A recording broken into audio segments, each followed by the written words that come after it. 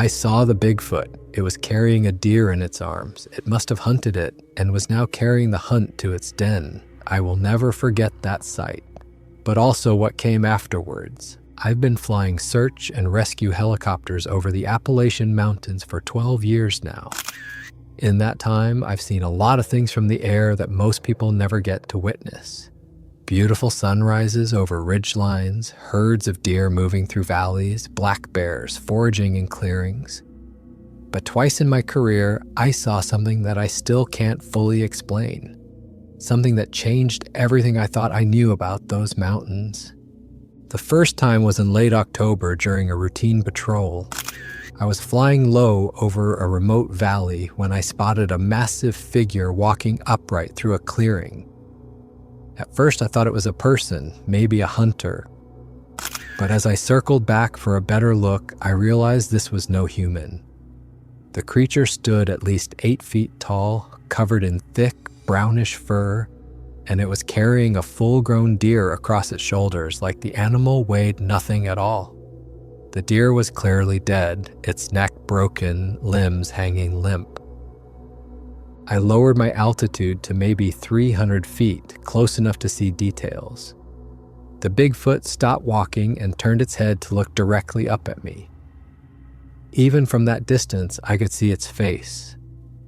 Not quite human, not quite ape, something in between. We locked eyes for what felt like forever, but was probably only a few seconds.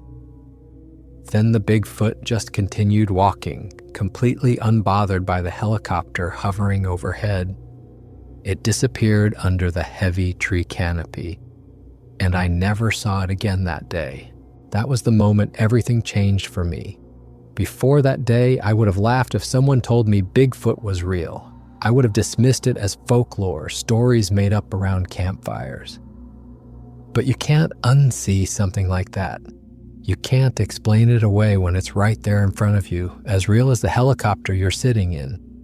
Hikers disappear in these mountains every year, more than people realize. Most are found eventually, lost or injured, but alive. Some aren't so lucky. And there's a pattern to where they vanish, a cluster of disappearances that centers around one particular valley system. For years, I chalked it up to the terrain, the weather, people getting in over their heads. Now I know better. This is a story of my 2 encounters with Bigfoot, what I saw, what I learned afterward, and why I believe these creatures are responsible for at least some of the people who go missing in those mountains every year. The area where this all happened is a remote section of the Appalachian Mountains, stretching across parts of 3 different states. It's old-growth forest, the kind that hasn't been touched in centuries. Dense canopy, steep valleys, limited trails. The trees in this area are massive, some of them hundreds of years old. Their trunks are so thick it would take 3 or 4 people holding hands to circle them. The canopy is so dense that even on bright sunny days, the forest floor stays in perpetual twilight. Moss covers everything, thick green carpets that muffle sound and make the whole place feel otherworldly. The terrain is brutal. Ridgelines that go up at 40-degree angles, valleys so deep and narrow that they stay dark even at midday. Streams that turn into raging torrents after heavy rain, cutting through rock formations that have stood for millions of years.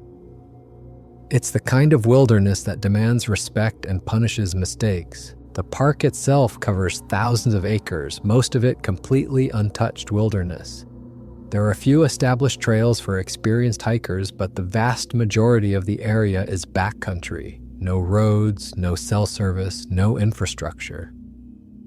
If you get into trouble out there, you're on your own until someone realizes you're missing and sends a search team.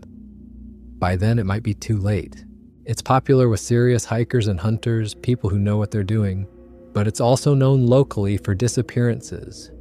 Go back through the records, and you'll find dozens of cases over the decades, people who went into those mountains and never came back out. Some were found eventually, usually dead from exposure or falls. Others just vanished completely, leaving behind no trace. I'd flown over this area hundreds of times before that October day. It was part of my regular patrol route, and I knew every ridge and valley by heart. But there were always certain areas that felt different, certain valleys where the wildlife seemed too quiet, even from the air. Places where you'd expect to see deer or birds, but instead there was just stillness, an emptiness that felt wrong somehow. The rangers talked about it too, not officially, but in quiet conversations over coffee at the station, how certain areas just felt off, how they'd get an uneasy feeling hiking through particular valleys like they were being watched, how wildlife would avoid specific regions for no obvious reason. But it was all just speculation, feelings, nothing you could put in a report, nothing that would make anyone take action. My job was to patrol, to search when people went missing, to provide aerial support for ground teams. I'd been doing it for over a decade without incident, seen plenty of bears, even a few mountain lions, helped locate dozens of lost hikers. But I'd never seen anything that made me question reality itself, not until that October afternoon. It was late afternoon on October 23rd. The autumn colors were at their peak, the mountains painted in brilliant reds and golds. I was flying a routine patrol, checking on a reported missing hiker. Young person, solo backpacker, experienced but hadn't checked in at the expected time. Family was worried. It happened more often than you'd think. I was following a ridgeline above a steep valley, one of those areas that always felt a bit strange.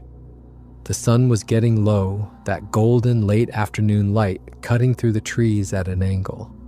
Beautiful, but also concerning, because I only had maybe 2 hours of good daylight left to search. After that, we'd have to call it off until morning. I was scanning the forest below when I spotted movement in a clearing, something large, dark, moving through the open space between the trees. My first thought was bear. We saw them all the time from the air. But as I watched, something about the movement seemed wrong. The shape wasn't right for a bear. I banked the helicopter and circled back for another look. That's when I saw it clearly, a massive figure walking upright on 2 legs, striding through the clearing with a deliberate, powerful gait. Not shuffling like a bear on hind legs, actually walking the way a human walks, but bigger, much bigger. The creature wasn't just walking. It was carrying something. I lowered my altitude, dropping to maybe 300 feet, and that's when I saw what it was. A full-grown deer draped across the Bigfoot's shoulders. The deer had to weigh at least 200 pounds, probably more. The Bigfoot was carrying it like I carry a backpack. Effortlessly, I could see the deer clearly. Its head hung down on one side, legs on the other. The neck was bent at an unnatural angle, clearly broken. This wasn't a deer that had been shot or died from natural causes. Something had killed it with its bare hands, snapped its neck like it was nothing. And now that something was carrying it away like a prize. The Bigfoot itself was covered in thick fur, a brownish color that looked almost golden in the afternoon sun. The fur was shaggy, especially around the shoulders and chest. In some places, the fur looked lighter, almost tan, while other areas were darker brown or nearly black. The texture looked coarse, not like any animal I'd seen before. The creature's arms were massive, much longer proportionally than human arms, hanging down past where its knees would be. Its shoulders were impossibly wide, packed with muscle visible even under the fur. The chest was broad and barrel-shaped, built for power. The legs were shorter than you'd expect, but thick and powerful, each one looking like it could support incredible weight. My brain was trying to process what I was seeing. This couldn't be real. Bigfoot wasn't real. Everyone knew that. It was just stories, legends, hoaxes. But here it was, right below me, as solid and real as anything I'd ever seen. walking through that clearing with a dead deer across its shoulders. Then the Bigfoot stopped, just stopped walking and stood there. And slowly, deliberately, it turned its head and looked up, looked directly at me, at the helicopter. The eye contact was unmistakable, even from 300 feet up. I could see its face clearly through my windscreen. The features were human-like but wrong. Flat nose, heavy brow ridge, a strong jaw. The eyes were dark and intelligent, not animal eyes, something else. We stared at each other for what felt like an eternity. In reality, it was probably 10 or 15 seconds at most. My hands were frozen on the controls. My whole body felt paralyzed. Every rational thought in my head was screaming that this wasn't possible, that I was somehow seeing things. But my eyes told a different story. Then, as calmly as if nothing had happened, the Bigfoot turned away and continued walking. Didn't run, didn't seem scared or threatened by the helicopter at all, just kept walking at the same steady pace, carrying that deer toward the far tree line. Within seconds, it reached the heavy canopy and disappeared underneath. Gone completely, swallowed by the forest. I circled the area for the next 10 minutes, searching for any sign of the Bigfoot. But the forest down there was dense, old growth with thick canopy. Once something got under those trees, you couldn't see it from the air. It was like it had never been there at all, except I knew what I'd seen. My eyes hadn't deceived me. That Bigfoot was as real as the helicopter I was flying. Eventually, I forced myself to continue the search pattern, looking for the missing hiker. But my mind wasn't on the mission anymore. I kept replaying those moments, seeing that massive figure walking through the clearing, feeling the weight of its gaze when it looked up at me.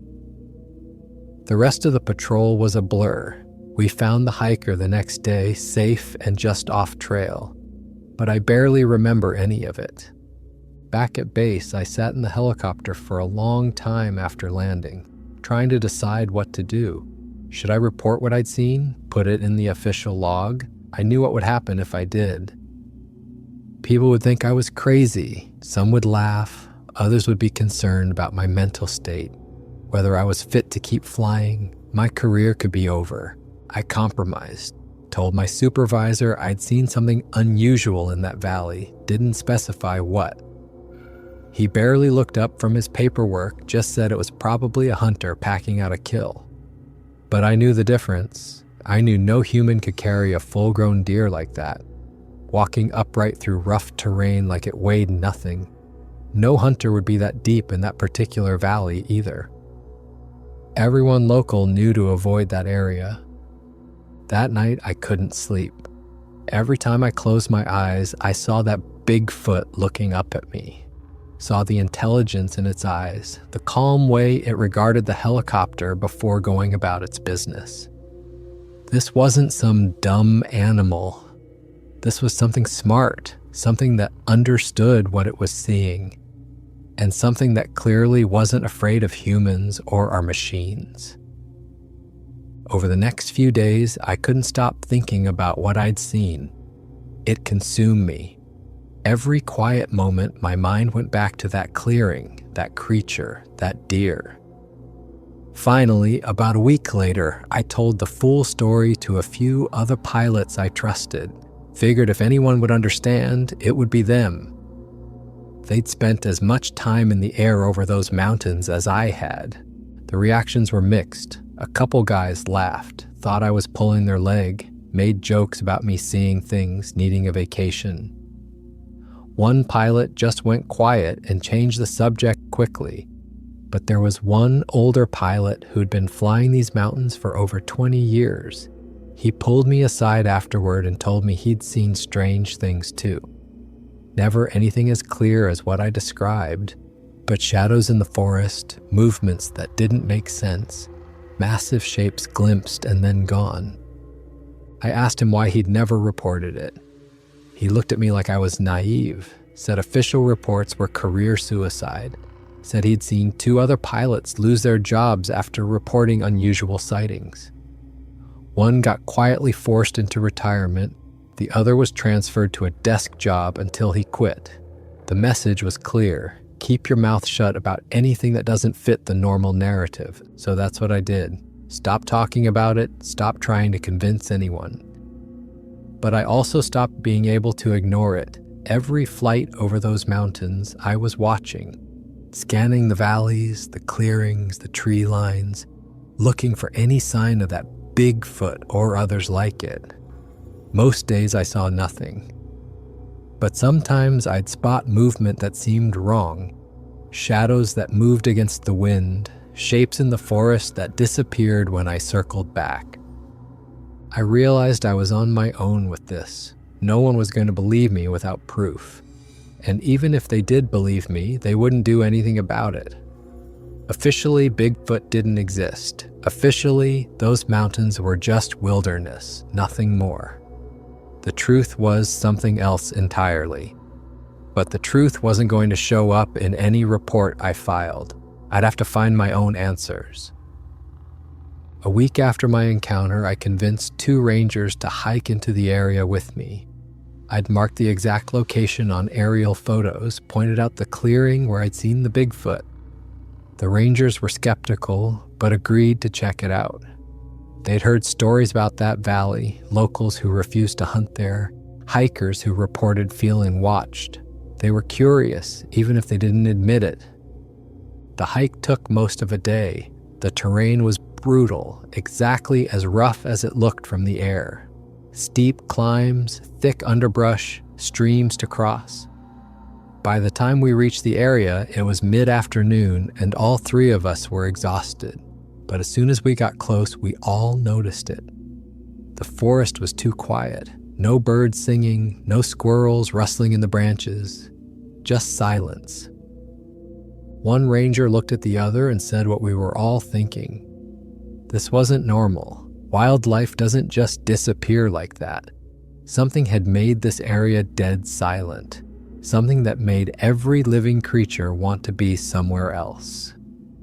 We found the game trail quickly. It was heavily used, the ground worn down to bare earth in places. But the tracks we found weren't from deer or elk. They were massive footprints in the soft mud near a stream.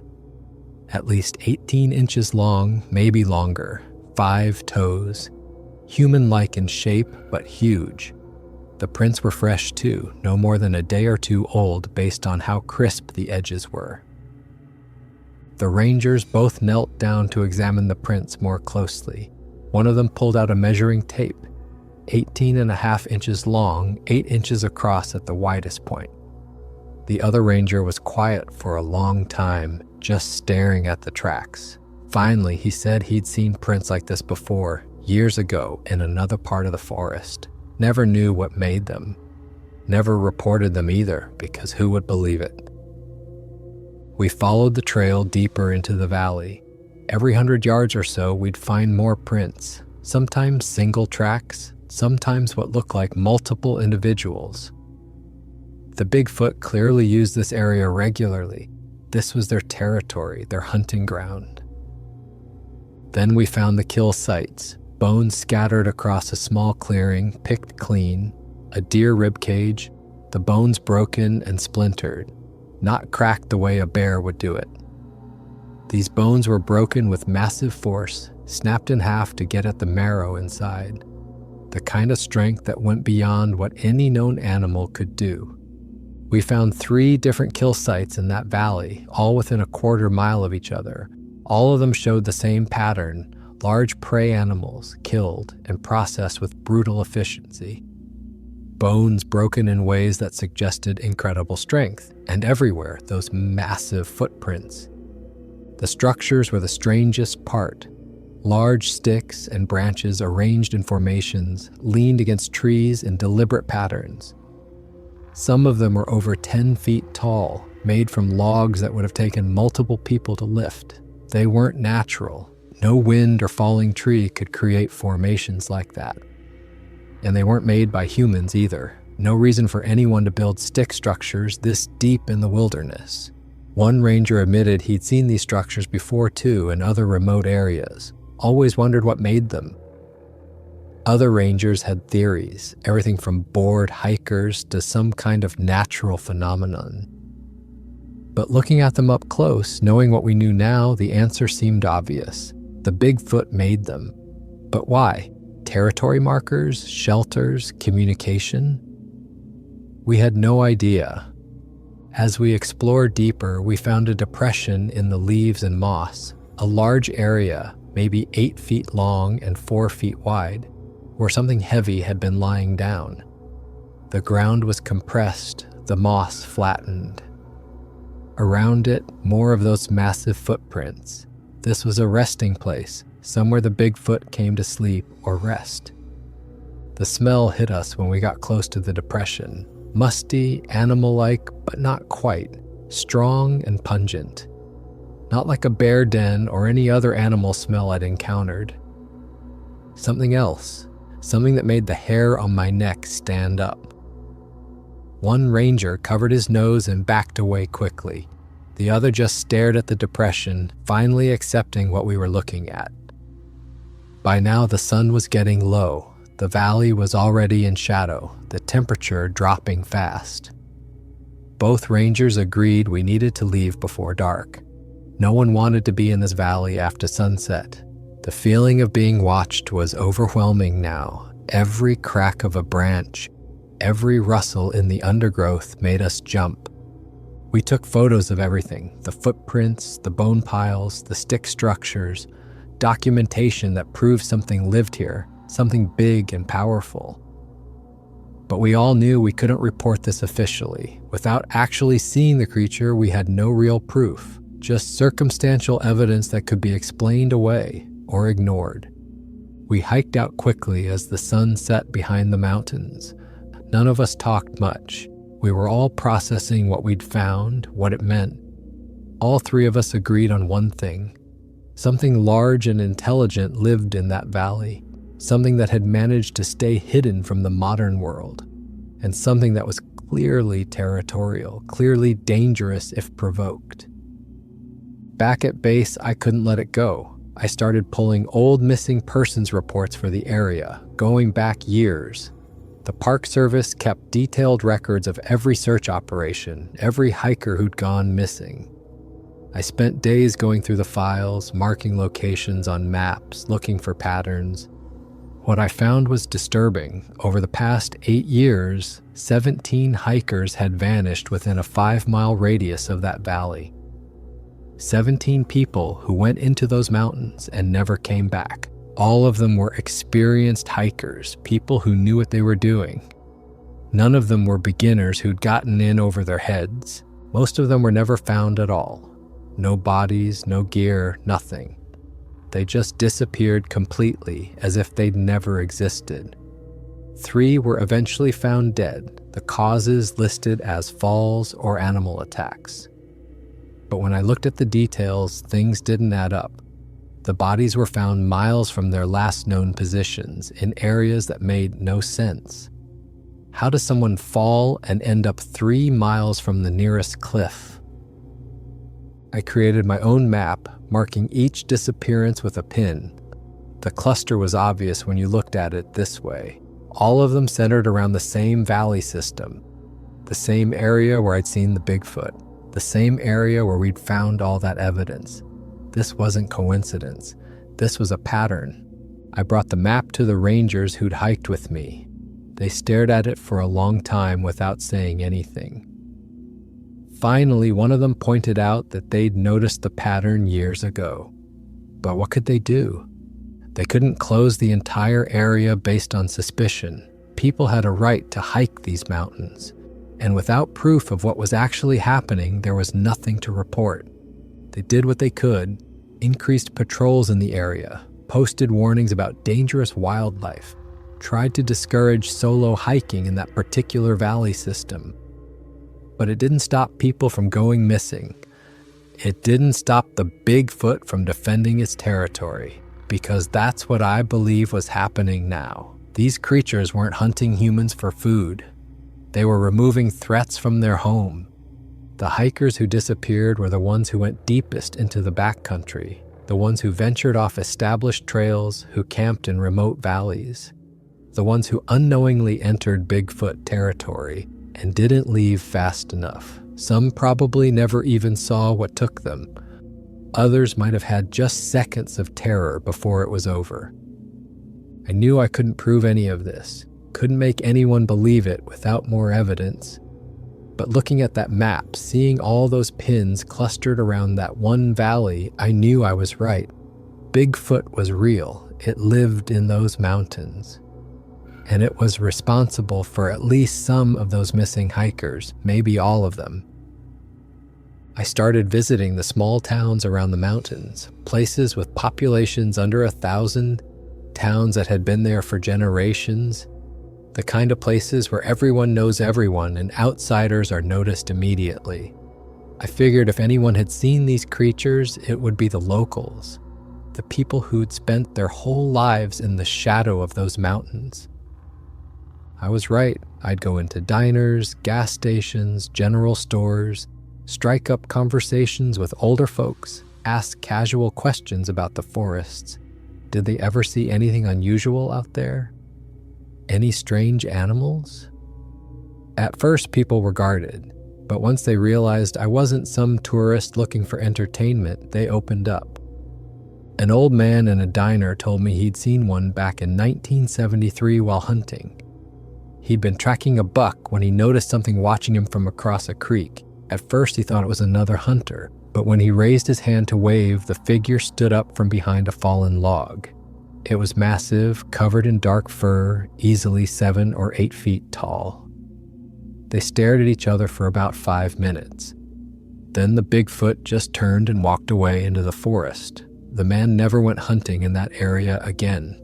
A woman running a hardware store told me about her father. Back in the 60s, he'd found massive tracks in fresh snow and followed them to a cave system.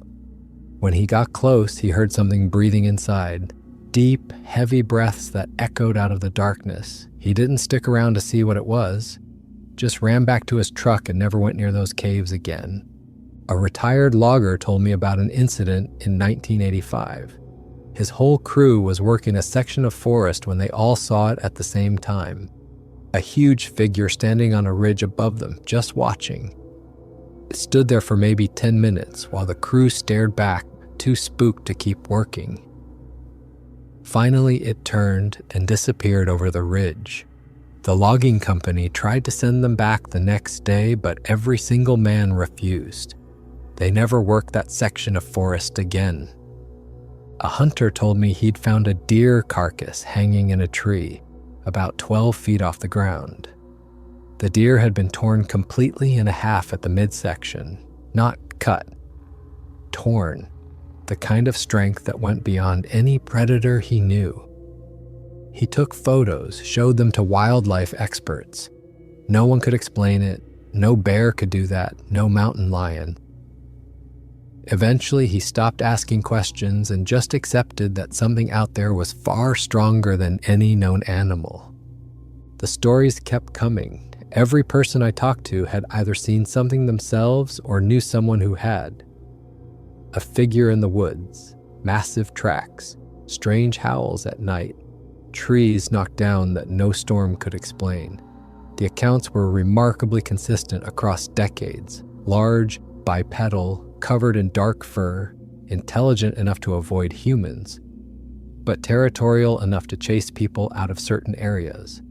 Several people mentioned the missing hikers. They didn't come right out and say Bigfoot was responsible, but they'd make comments about how certain areas were dangerous, how people should stay away from specific valleys.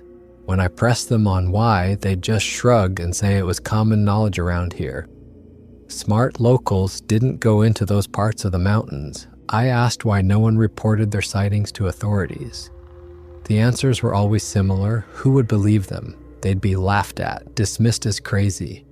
Some had tried reporting what they'd seen years ago. The reaction taught them to keep quiet. It was easier to just know the truth yourself and leave it at that. Let the outsiders and tourists think what they wanted. An old woman in one town gave me the most interesting information. She said her grandmother used to tell stories about the creatures passed down through generations. According to the stories, they bury their dead. That's why no one ever finds Bigfoot bones or bodies. They're smart enough to hide their dead in places humans would never find. Caves, maybe, or deep in the most remote parts of the forest. I spent weeks talking to locals, collecting stories. The pattern was clear. This was common knowledge in these communities. Everyone either had an experience or knew someone who did. The creatures were real. They lived in the mountains and they'd been there for generations. But that knowledge never made it beyond these small towns. To the outside world, to the official record, Bigfoot remained a myth, a joke, something that didn't exist. I asked one old-timer why it wasn't recognized as real if so many people had seen them. He gave me a sad smile and said it was simple. No proof, no body, no capture, just stories and glimpses. And the creatures themselves were smart enough to stay hidden, to avoid leaving evidence that couldn't be explained away. They'd survived this long by being careful, by staying in the deepest parts of the wilderness where humans rarely went. And that's where they'd remain, real but unacknowledged, hidden in plain sight. After talking to all those locals, after hearing all those stories, I became a bit obsessed. I needed to see it again, needed more proof, more evidence. I started taking personal days from work, using them to hike into those mountains alone. I knew it was risky. The rangers had warned me that if Bigfoot was territorial, going into their home ground was asking for trouble. But I couldn't help myself. Over 2 months, I made 5 separate trips into that valley. Each time I went deeper, stayed longer, pushed further into areas that felt increasingly wrong. That oppressive feeling of being watched was always there. Sometimes it was so strong I had to fight the urge to turn around and run back to my truck. Every trip I found fresh evidence, new tracks, always massive, always recent. Branches broken high up in trees, 10 or 12 feet off the ground. Areas where the undergrowth was disturbed, like something large had moved through recently. The Bigfoot were definitely still using this area. I just never managed to see them directly. I found more kill sites too, always deer or wild boar, always processed the same way, bones broken to get at the marrow. On one trip, I found a kill that was still fresh, the blood not yet dry. Whatever had made it was nearby, maybe watching me right then. I didn't stick around long after that discovery. The scat I found was enormous, unlike anything I'd seen from known animals. Dark, massive piles that contained deer hair and bone fragments. Whatever left it had a diet of pure meat and had a digestive system capable of processing bones. I took samples, thought about getting them tested. But who would I send them to?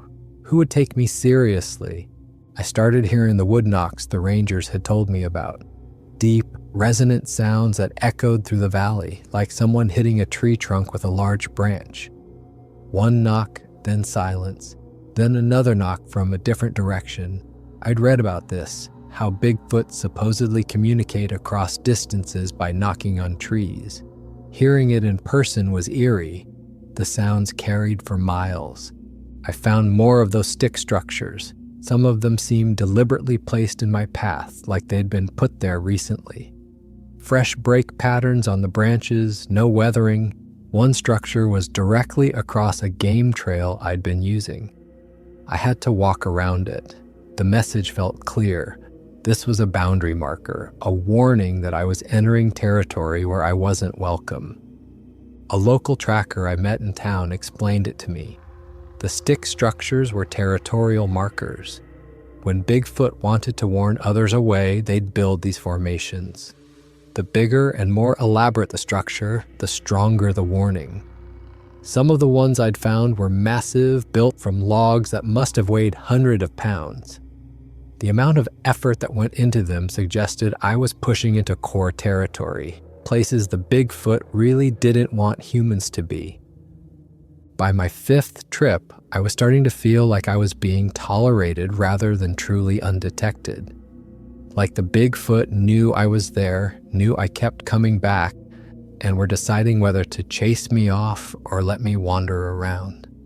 The feeling of being watched was constant now. Multiple times I'd hear movement in the brush, always staying just out of sight.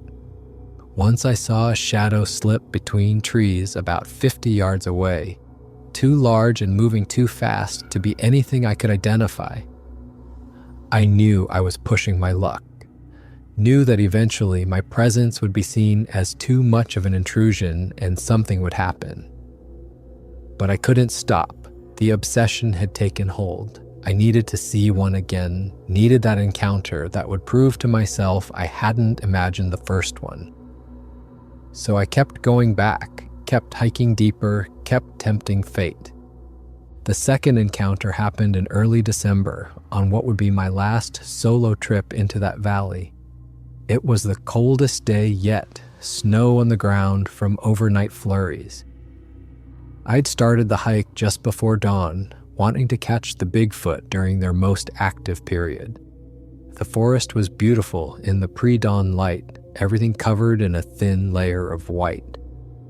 I was following fresh tracks I'd spotted at first light, massive prints in the snow, heading deep into the valley toward a dense hemlock grove. The tracks were so fresh they hadn't started to melt or collapse at all. Whatever made them had passed through maybe an hour before, maybe less. My heart was pounding. I knew I was close. The hemlock grove was dark and quiet, the thick branches blocking most of the weak morning light. I moved slowly, carefully, trying not to make noise. The tracks led straight through the middle of the grove, easy to follow in the snow. And then I heard it. Heavy breathing, the sound of something large moving just ahead. I crept forward and found a fresh kill site, a deer torn apart, still steaming in the cold air. Blood everywhere, bright red against the white snow, the contrast almost shocking in its vividness. The snow around the kill site was completely churned up, stained dark red in a circle about 10 feet across. This had happened within the last hour, maybe the last few minutes. The deer's rib cage was cracked open like someone had pried it apart with their bare hands, organs scattered around the site. The heart and liver were already gone, eaten. Chunks of meat had been torn from the hindquarters. Some parts were already gone, consumed. The deer's neck was twisted at an impossible angle, broken with such force that bone fragments were visible through the torn hide. This wasn't an old kill, this was active, and whatever had done it was still here, still feeding. Then I heard breathing behind me, slow, deep breaths, not trying to be quiet. I froze completely, every muscle tensing. The breathing continued, steady and deliberate. Finally, I forced myself to turn around, moving as slowly as I could manage, and there it was. The Bigfoot stood about 30 feet away, partially hidden behind a large hemlock trunk, watching me. It was massive, easily 8 feet tall, maybe even closer to 9. The shoulders were impossibly wide, making it look almost as broad as it was tall. I could see the muscle definition even through the thick fur. Dark brown fur covered its entire body, the color reminding me of wet tree bark. Patches of snow clung to the fur on its head and shoulders, melting slowly in the relatively warmer air under the trees. The fur was longest around the neck and shoulders, creating an almost mane-like appearance. Shorter fur covered the face, allowing me to see the features clearly. Steam rose from the Bigfoot's body in the cold air, visible clouds of heat escaping from under the fur. This was a living, breathing creature, generating massive amounts of body heat from its huge muscle mass. The face was what got me. It wasn't human, but it wasn't quite ape either.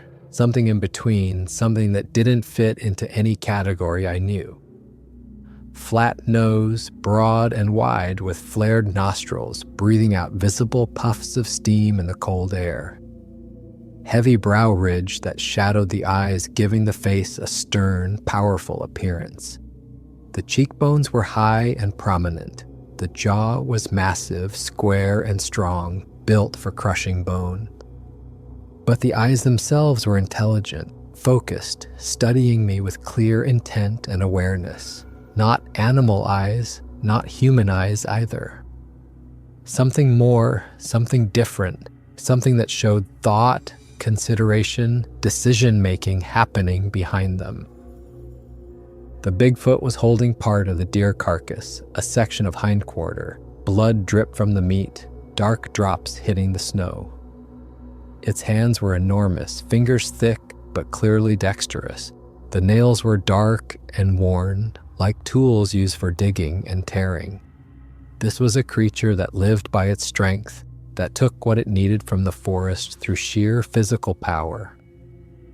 We stared at each other. Time seemed to stop. My mind was screaming at me to run, but my body wouldn't move. I was frozen in place by a combination of fear and absolute wonder. This was real, standing right in front of me. Real fur, real muscles, real breath steaming in the cold air. Not a story, not a legend. Real.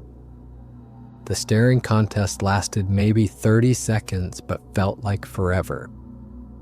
The Bigfoot's expression wasn't aggressive exactly, more like calculating, studying, trying to decide what to do about my presence. Its chest rose and fell with those deep, steady breaths. Its massive shoulders tensed slightly, muscles visible even under the thick fur. I noticed more details. The legs were shorter, proportionally than human legs, but packed with muscle. Each leg looked like a tree trunk, thick and powerful. The feet were huge, easily 20 inches long, toes spread wide in the snow for balance. This creature was built for moving through rough terrain, for climbing steep slopes, for covering huge distances without tiring.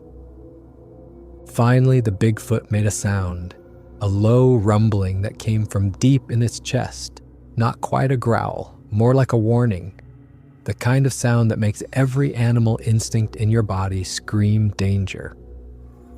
My breath caught in my throat. This was it. The moment where things either stayed calm or went very wrong very fast.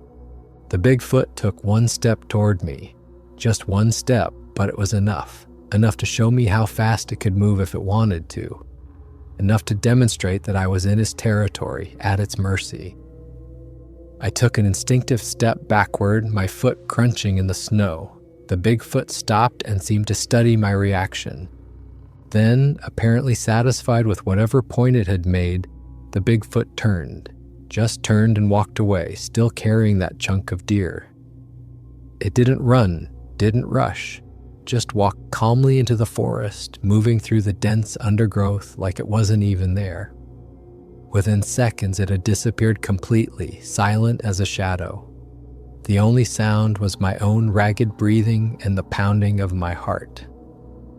I stood there shaking, and not from the cold. My legs felt weak. My hands were trembling. It took me several minutes before I could move again, before my body would obey my commands to back away from that kill site. When I finally did move, I looked down at where the Bigfoot had stood. Clear footprints in the snow, perfect impressions. I pulled out my phone and measured them. 22 inches long, 8 inches across at the widest part. 5 toes, clearly visible. The depth of the prints told me how much weight had been pressing down. This creature probably weighed 600 or 700 pounds, maybe more. Pure muscle and bone and fur. I took in the whole scene, the torn apart deer, the massive footprints, the blood in the snow. This was the Bigfoot's territory, its home, its hunting ground. And it had just given me a very clear message. I was tolerated, but only barely. Push any further, and there would be consequences. I hiked out immediately, didn't look back, didn't stop to examine anything else. Just got out of that valley as fast as I could safely move. The whole way back, I felt like something was following me, pacing me just out of sight. Probably making sure I actually left its territory. I didn't feel safe until I reached my truck and locked the doors. That was my last solo trip into those mountains. I'd seen what I needed to see. Had my proof, even if it was only for myself. The Bigfoot was real. It lived in that valley, and it had made very clear that I wasn't welcome to come back. I'd pushed my luck far enough. Any more, and I might end up like those missing hikers. Just another person who went into the mountains and never came back out. About a week after my second encounter, we got a call about 2 missing hikers.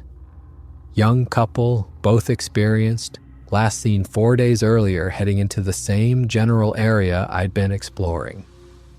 Multiple helicopter crews were dispatched to search, along with ground teams. I joined the aerial search, flying the grid patterns we'd used hundreds of times before. On the second day of searching, I spotted something from the air. A destroyed campsite in a small clearing, maybe 2 miles from where I'd had my second encounter. The tent was ripped to pieces, scattered across a wide area. Gear was strewn everywhere. From the air, it looked like a tornado had hit the spot. But the weather had been clear for days. This was something else. I landed the helicopter in a nearby meadow and hiked to the campsite with one of the rangers. As soon as we got close, my stomach dropped. This wasn't weather damage. This wasn't even a bear attack. This was deliberate destruction. The tent hadn't just been torn. It had been shredded, ripped apart with massive force. The poles were bent and broken. The rainfly was in tatters. Both backpacks had been torn open, contents scattered everywhere. The food was gone, taken. Other gear was just destroyed, smashed and broken like something had been in a rage. Sleeping bags torn apart, cooking equipment bent and twisted. A water filter was crushed flat.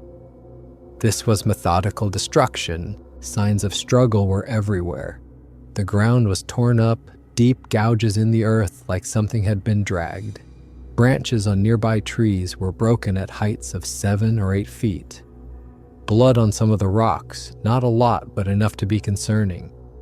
And everywhere, those massive footprints, the same prints I'd been seeing for months, the same 22-inch tracks.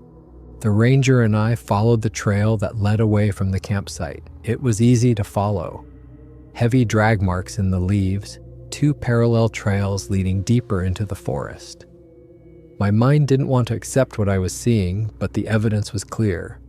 Both hikers had been dragged away from their destroyed camp, dragged into the deep forest. We followed the drag marks for maybe 100 yards before the other ranger stopped. He said we needed to go back, get more people, come back with a full team. He was pale, clearly shaken by what we were seeing. The other ranger wanted to keep following the trail, see where it led. They argued for several minutes while I just stared at these drag marks disappearing into the undergrowth. Finally, they agreed to mark the location and return with backup. But I already knew what they'd find. Nothing. The bodies would be gone, dragged miles deeper into territory humans rarely entered. The Bigfoot would have covered its tracks, hidden the evidence. This was why people disappeared without trace. This was why bodies were never recovered. The creatures were smart enough to hide what they had done. The rangers made their official report, evidence of animal attack, likely bear, possible that the hikers had fled and gotten lost. Search teams would continue looking. But I knew the truth, knew those hikers had ventured too deep into Bigfoot territory, had camped in the wrong place, and they'd paid for it with their lives. The search continued for 3 more days. We covered hundreds of square miles from the air. Ground teams hiked every trail in the area, checked every possible location. but no trace of the hikers was ever found. No bodies, no gear beyond what was at the destroyed campsite, nothing. They were officially listed as missing, presumed dead. I never told anyone what I thought had really happened. Never mentioned the footprints at the campsite, the signs of something massive dragging 2 people away. The official story was animal attack, possibly bear. Case closed. The mountains had claimed 2 more victims, just like they'd claimed 17 others over the past 8 years. But I knew exactly what had happened. Those hikers had encountered something they couldn't fight, couldn't outrun, couldn't even comprehend. The Bigfoot had defended its territory, and 2 more people had vanished into those mountains, their fate known only to the creatures that live there, hidden from the world. Another unsolved mystery in a long list of mysteries. I still fly search and rescue over those mountains, still patrol the same valleys and ridgelines. But I see things differently now. Every time I fly over that particular valley system, I watch carefully. Sometimes I see movement down there, shadows slipping through the trees, shapes that could be stumps or rocks but move when I circle back. The Bigfoot is real, not a legend, not a hoax, not mass hysteria. Real creatures living in the deepest parts of the Appalachian forest.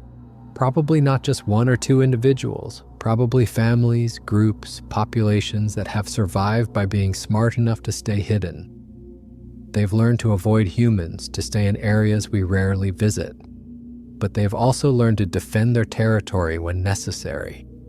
They're intelligent enough to hide their dead. That's why no bodies are ever found, why we have no bones or remains.